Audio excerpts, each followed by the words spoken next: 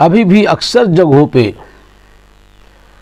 ہمارے یہاں بچیوں کی تعلیم کا، دینی تعلیم کا بہت اچھا انتظام نہیں ہے۔ اب پہلے کے مقابلے میں کچھ سدھار آیا ہے، کچھ مدرسے کھلے ہیں، لیکن جو آج سے 35-40 سال کی ہماری مائیں اور بہنیں ہیں، ان کے لیے تو انتظام تھا ہی نہیں، اور کسی مصلحت کی وجہ سے وہ ہمارے ساتھ جمعے میں شریک نہیں ہو پاتی۔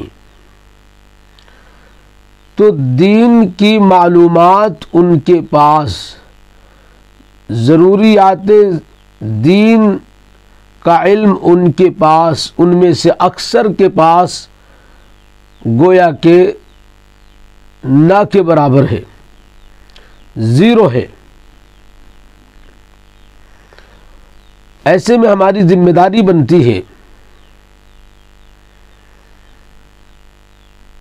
کہ مدرسوں میں ایسی تعلیم ہو جس سے ضروری مسائل، ضروری عقائد بالکل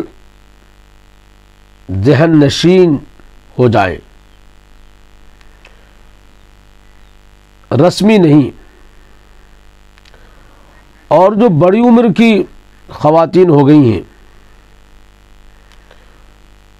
ان کو دین پہنچانے کا، دین سکھانے کا بہت ہی آسان طریقہ ہے کہ ہم مرد جو کچھ مسجدوں میں سیکھتے ہیں، سنتے ہیں، امام صاحبان کی تقریروں سے، ان کو ہم اپنی گھر کی عورتوں کو بتا دیا کریں، ان کا خلاصہ ان کے سامنے رکھ دیں کہ آج یہ بات بتائی گئی ہے، یہ مسئلہ بتایا گیا ہے، یہ عقیدہ بتایا گیا ہے۔ اگر ہم اتنا بھی نہیں کرتے ہیں تو ہم ان کے ساتھ ناانصافی کر رہے ہیں۔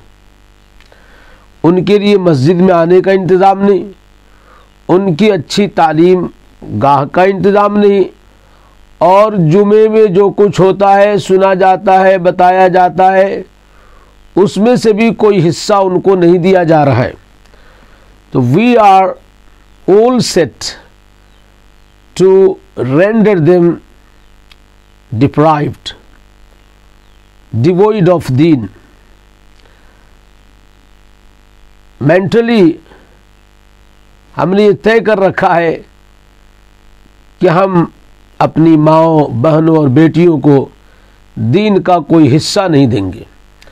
پتہ چلا کہ اذان ہو رہی ہے فجر کی، اور اب وہ سحری بند کر رہی ہیں، فجر کا وقت نکل چکا ہے، اب وہ فجر کا وضو کر رہی ہیں۔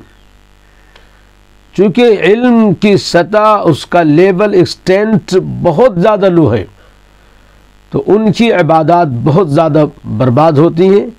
تو جس طریقے سے آپ مسجد میں اگر شیرنی بٹتی ہے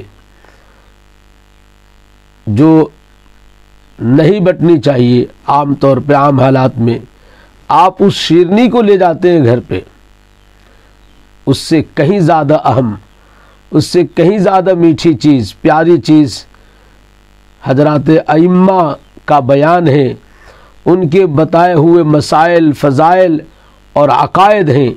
آپ یہ طے کر لیں کہ جو کچھ ہم امام صاحب سے سنیں گے، اس کا خلاصہ ضرور اپنی بیٹیوں، اپنی بیویوں، اپنی بہنوں اور دوسری گھر کی عورتوں تک پہنچائیں گے۔